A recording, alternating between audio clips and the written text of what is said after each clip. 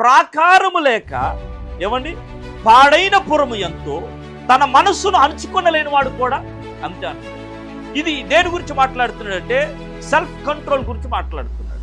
ప్రాకారము అని అంటారు. ఇంగ్లీష్లో ఏమంటారండి? ఏమంటారు? ఫెన్సింగ్ అంటారు. అవునా?